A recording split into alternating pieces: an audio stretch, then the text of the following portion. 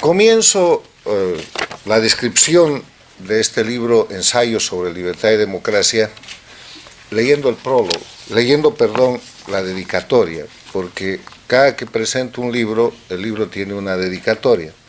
El anterior libro estuvo dedicado a mi fallecido padre, pero este libro está dedicado de la siguiente manera. Dice: a las víctimas del terrorismo de Estado, con el que las dictaduras de Cuba, Venezuela, Bolivia y Nicaragua someten a los pueblos, a los presos, perseguidos y exiliados políticos de las Américas, símbolos vivos del oprobio que señala a los indiferentes como corresponsables de esta infamia. O sea, estamos hablando de un hecho de realidad. Lo que hace este libro es presentar realidad objetiva. Realidad objetiva separada, resumida, clasificada en hechos y en momentos que se han desarrollado el año pasado, el año 2021, y que son presentados aquí a través de un índice que empieza con un primer capítulo sobre libertad y democracia, cuyo primer tratamiento, cuyo primer ensayo es el de la rebelión como supremo recurso contra la tiranía y la opresión. Porque eso es.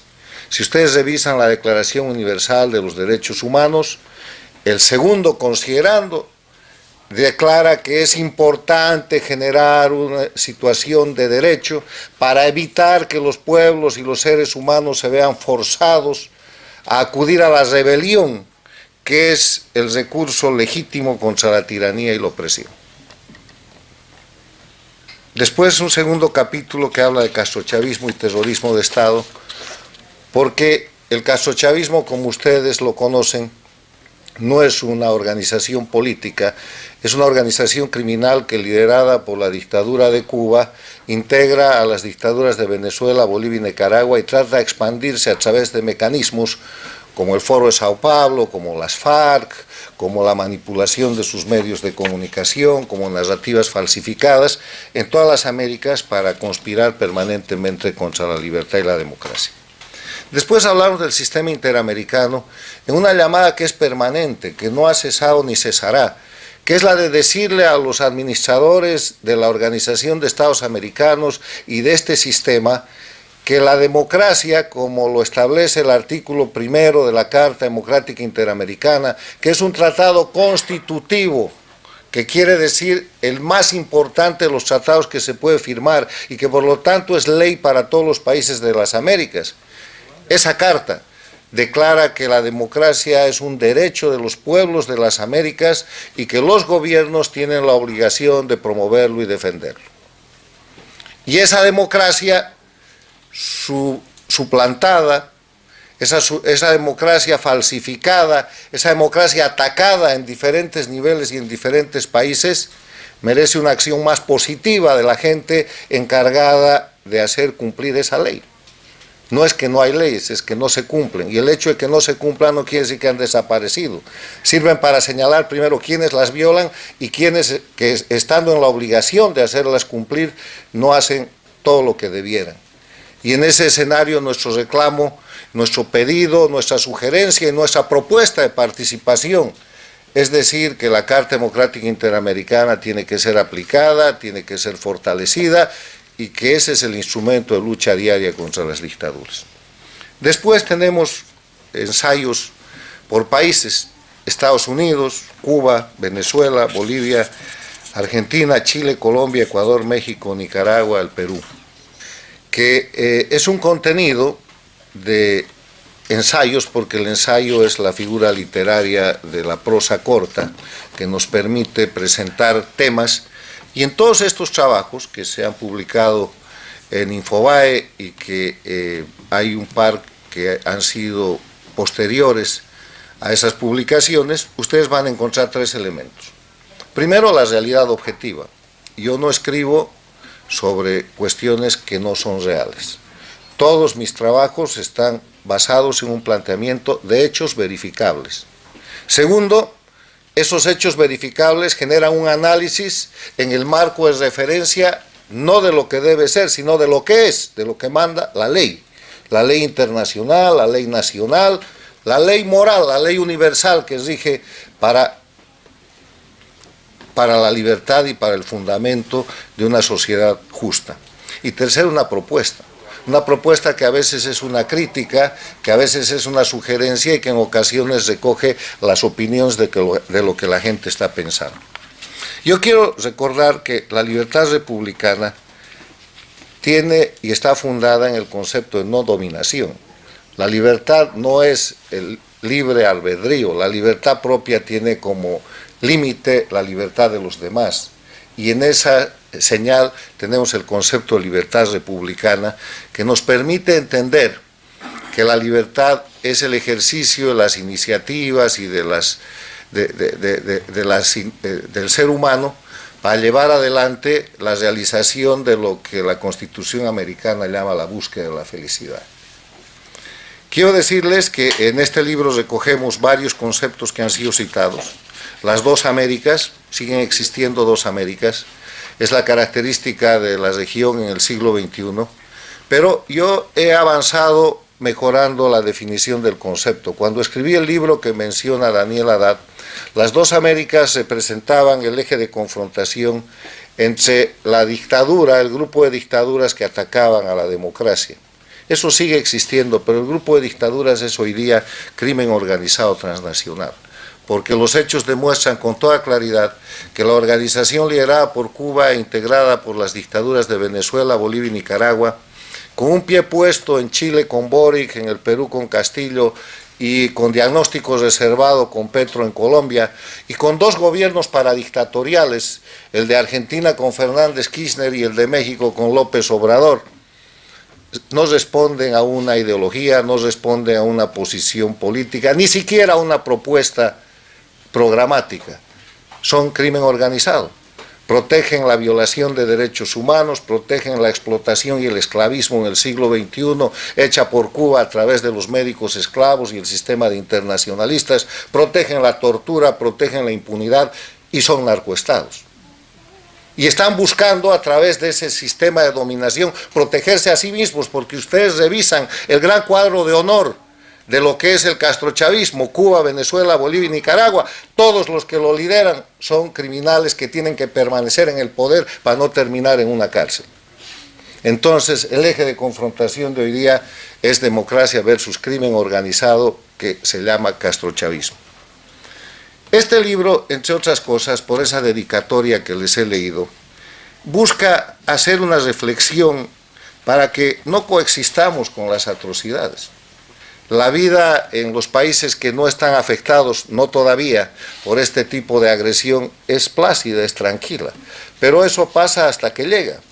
Y no podemos coexistir con la atrocidad de los presos políticos. Yo he sido preso político, solo por 4 noches.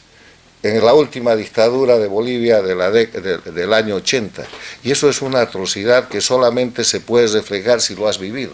Aquí hay un preso político de casi 23 años, Armando Valladares. Aquí hay una cantidad de gente que se ha librado de la tortura, que se ha librado de la persecución. Eso está existiendo hoy día en tiempo real. Los jóvenes que han salido el año pasado en el 11J en Cuba a reclamar por patria y vida y por comida, por alimento, están siendo procesados y condenados, como lo ha reflejado Daniel Haddad, a años de cárcel, a décadas de cárcel, y la gente que no ha salido y tiene un blog, a 5 años de prisión. No podemos coexistir con la atrocidad de la persecución política contra las ideas, no podemos coexistir con la atrocidad de los presos políticos, los torturados y los exiliados. Miami es la capital del exilio, la Florida es el estado capital del exilio latinoamericano. El Inter-American Institute for Democracy nace por el crecimiento de ese exilio, que cuando yo llego a los Estados Unidos perseguido el año 2003, simplemente tenía el exilio cubano y los resabios de los exilios de las guerras civiles de la década de los 80. Y empiezan a llegar los venezolanos, y después llegan argentinos de Kirchner, y después llegan ecuatorianos perseguidos por Correa, y después llegan más venezolanos, y llegan nicaragüenses, y empiezan a llegar centroamericanos. No podemos coexistir con la persecución. El exilio es un hecho de anormalidad que fuerza a la gente a vivir donde no quiere, porque la gente está mejor viviendo en las condiciones que sean, en su casa, en su país, en el lugar donde ha nacido. Y tenemos más de 7 millones de venezolanos, pero nos olvidamos con esa noticia que la dictadura de Cuba ha exiliado a más del 50% de su población los últimos 63 años. No podemos coexistir con eso, por eso hablamos de libertad y democracia. Termino simplemente diciéndoles que todo esto que puede parecer una descripción pesimista es un reflejo de optimismo, porque la libertad siempre ha sido desafiada, la libertad siempre ha sido acosada, la libertad siempre ha sido arrinconada, pero la libertad siempre ha ganado, es la historia de la humanidad. Y les quiero contar que la libertad está ganando en las Américas, que la libertad y la democracia atacadas por la conspiración permanente del grupo criminal que es el castrochavismo, contra la metodología cubana establecida desde el año 1959, está ganando. Se puede observar y hacer el análisis al que casi nos tiene acostumbrada la narrativa pesimista, de decir sí, pero ya ahora Colombia, y ahora viene el Brasil, y qué va a pasar con la Argentina, y México ¿dónde irá? La democracia tiene crisis permanentes, la democracia no está bien, pero las dictaduras de crimen organizado están peor. Miren ustedes cómo Cuba, Venezuela, Bolivia y Nicaragua no tienen economía. No hay, Cuba y Venezuela son crisis humanitarias. Venezuela y Nicaragua son países que están prestándose para pagar los intereses del préstamo anterior y para tratar de pagar los sueldos. Están en una crisis económica terminal y no hay quien los salve.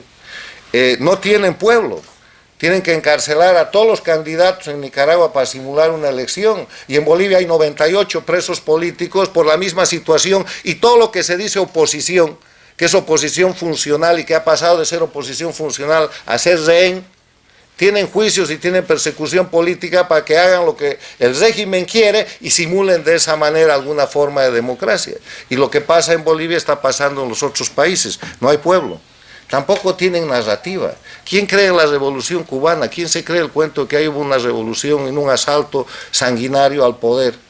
¿Quién se cree en el éxito del deporte cubano o en el éxito del sistema de salud cubano o en el del nuevo hombre de Cuba que proclamaba Fidel Castro, que es ahora el que le está pidiendo pan y vida y al que están encarcelando y al que están obligando a salir al exilio? No hay narrativa. Y además están en evidencia. Antes navegaban con careta política, hoy día no les queda sino la careta de delincuentes organizados que sostienen narcoestados. Entonces, siendo esas las buenas noticias, yo les digo que tenemos la certeza moral de la victoria, tenemos el hecho de la certeza histórica de la victoria, porque la libertad siempre ha triunfado. Y estamos en un momento en el que, más allá de los pesimismos, los llamo a difundir, los llamo a proponer, los llamo a llenar el espacio de la narrativa de la verdad, porque en el espacio, en el universo, no hay espacio vacío, algo lo llena. Y si los defensores de la libertad, la gente libre, sigue en silencio y no habla, y no proclama, y no defiende la libertad, ese espacio va a ser llenado, como estaba hasta hace poco, por la narrativa falsificada de la mentira en la cual el castrochavismo es un experto. Hay que llenar esos espacios con la narrativa de la verdad, de la libertad y de la democracia, y ese es el aporte que quiero hacer hoy día con este nuevo libro sobre libertad y democracia.